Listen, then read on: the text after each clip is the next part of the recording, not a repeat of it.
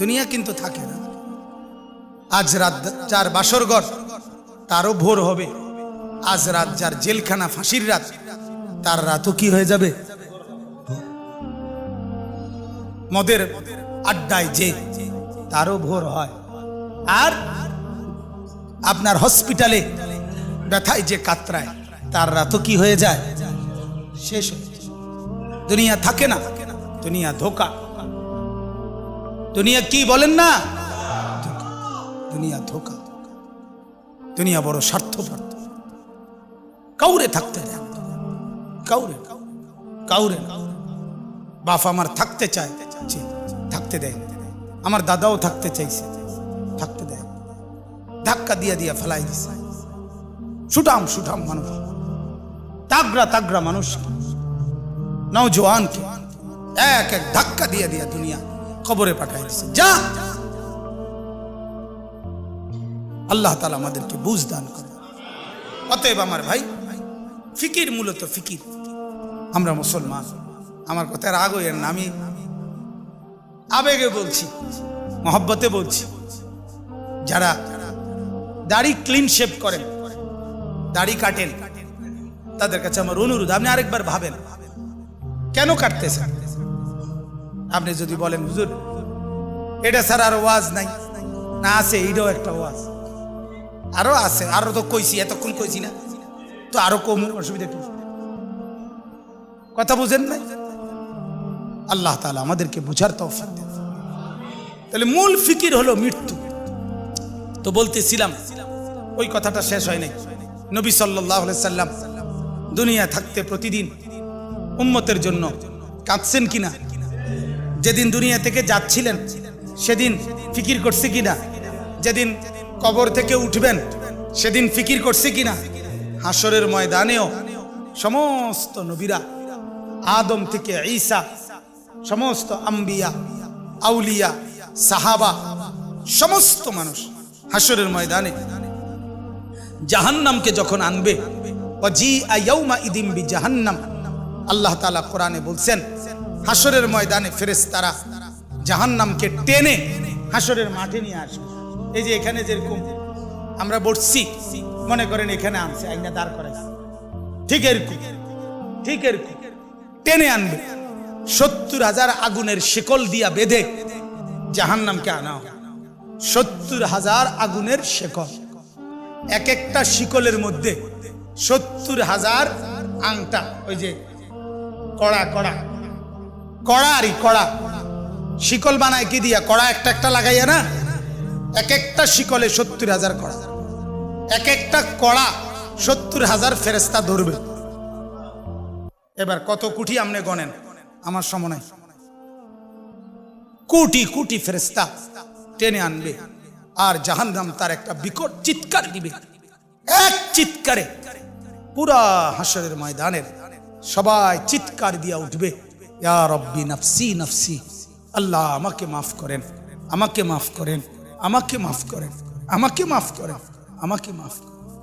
আদম থেকে ঈসা নবী, ওনারা বলবেন, ফেরেশতারা বলবেন, জিনরা বলবেন, আম্বিয়ারা বলবেন, আউলিয়ারা বলবেন, আতকিয়ারা বলবেন, আসফিয়ারা বলবেন, সাহাবারা বলবেন, ওলামারা বলবে, মুহাদ্দিসিন বলবে, মুফাসসিরিন বলবে, ফুকাহা বলবে, খুতাবা বলবে, আইম্মা বলবে, মুআজ্জিন বলবে, হাফেজে কোরআন বলবে, সাধারণ মানুষ বলবে, হর ইনসান বলবে, ইয়া রব্বি নফসি নফসি, আল্লাহ আমাকে বাঁচা, আমাকে বাঁচা, আমাকে বাঁচা, আমাকে বাঁচা।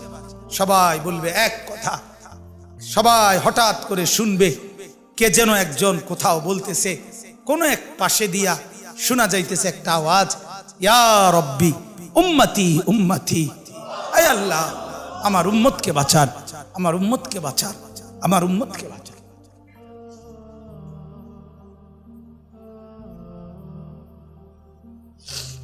আল্লাহ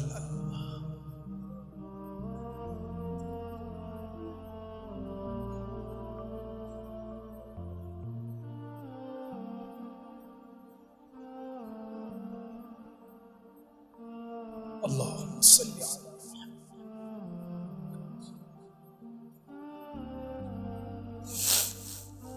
তো তিনি কে বলেন? যিনি একজন শুধু বলবেন আয় আল্লাহ আমার উম্মতকে বাঁচান, তিনি কে বলেন? মুহাম্মদ রাসূল। জীবন ভর যিনি ভাবলেন উম্মতকে নিয়ে, কবরে যাওয়ার দিনও ভাবলেন, কবর থেকে উঠবার দিনও ভাবলেন, হাসরের ময়দানও ভাবলেন, সেই তিনি পর্যন্ত, আমার বলার উদ্দেশ্য ছিল এই কথাটা, সেই নবী পর্যন্ত এত ফিকির যার উম্মতের জন্য, তিনি পর্যন্ত নিজের কথা ভাবছেন। এই কথাটা লেগে এতটি কথা কইছে, নিজের ফিকির, ইসলাহে নফস, ফিকিরে নফস,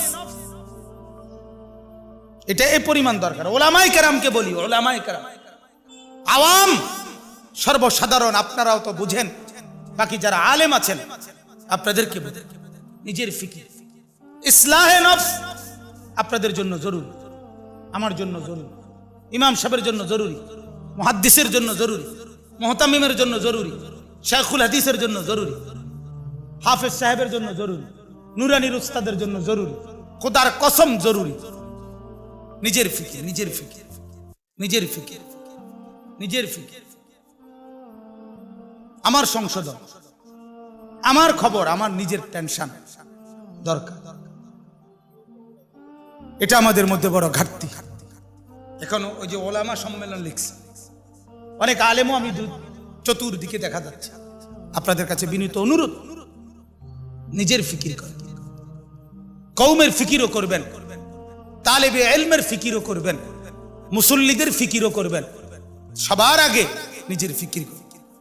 কার ফিকির? তো বলতেছি আল্লাহর নবী সাল্লাল্লাহু আলাইহি সাল্লাম 5 ওয়াক্ত নামাজের পরে প্রতিদিন তিনি দোয়া করতেন, আল্লাহুম্মা হাসিবনি হিসাবান ইয়াসীরা। এই যে হাসিবনি, এই যে নি এটা ওয়াহিদ মুতাকাল্লিম, আল্লাহ আমি মুহাম্মদ বলতেছি, আপনি আমারে দুনিয়ায় অনেক ইজ্জত দিছেন, আপনি আমারে আখিরাতে অনেক সম্মান দিবেন, আমি জানি, কইছেন আমারে, কিন্তু আল্লাহ আমার এত কিছুর পরেও আমার ভয় হয়, আমার হাসরের মাঠের ভয় লাগে, আমি মুহাম্মদেরও ভয় লাগে। আল্লাহ অতএব আমার হিসাব হাসরের দিন আপনি সহজ করে দিলেন, আমার ডর লাগে, হাসিবনি। তাহলে নবী সাল্লাল্লাহু আলাইহি সাল্লাম নিজের ফিকির করছেন কিনা বলেন? নিজের ফিকির। তাহলে আমার সবচেয়ে বড় ফিকির হলো আমার মৃত্যু পরবর্তী ফিকির।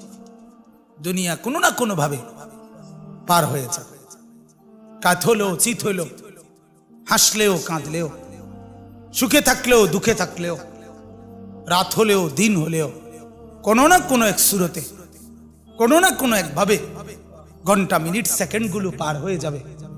কিন্তু মৃত্যু এসে আবার যখন আমার নতুন অধ্যায় শুরু করবে, আমার জীবনের নতুন পর্ব যখন শুরু করবে দোস্ত, সেটা আর শেষ হবে, শেষ হবে। ফাজাইলে আমালের মধ্যে শেখুল হাদিস মাওলানা জাকারিয়া রাহমাতুল্লাহি আলাইহি বলছেন বড় সুন্দর কথা, আমার কলজার ভিতরে লাগছে এই কথা। উনি বলছে, হে দুনিয়ার ভাইয়েরা, দুনিয়ার সর্বোচ্চ বিপদ, সর্বোচ্চ অসুখ, সর্বোচ্চ যন্ত্রণা, মনে করেন সর্বোচ্চ ভয়ঙ্কর ক্যান্সার, এটাও যদি হয়, তিনি বলেন সেটারও তো একটা সমাপ্তি আছে, যে মৃত্যু হবে, আর মৃত্যু হইলে এটার সমাপ্তি শেষ, ঠিক কিনা বলেন?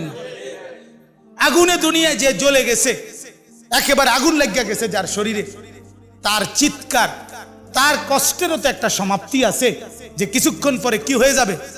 মৃত্যু হয়ে যাবে। শেখুল হাদিস মাওলানা জাকারিয়া রাহমাতুল্লাহ বলে, কিন্তু আখিরাত আর পরকাল, কবর আর হাসরের জাহান্নামের কষ্ট, যন্ত্রণা, দুঃখ আর মুসিবত, মেরে মোহতারাম, যখন শুরু হবে সেটা আর কোনোদিন মৃত্যুর মাধ্যমেও শেষ হবে না।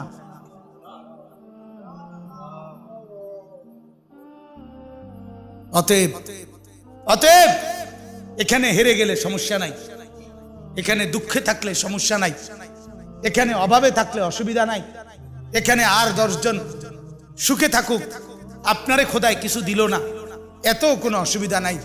কিন্তু মৃত্যু নামের যখন আমার আসবে, এরপরে যেই অংশ শুরু হবে সেখানে যদি আমি কামিয়াব হইতে পারি, সেখানে যদি আমি সফল হতে পারি, সেখানে যদি আমি মাফ পাইতে পারি, ওটাই আমার আসল সফলতা, ওটাই আমার আসল কামিয়াবি।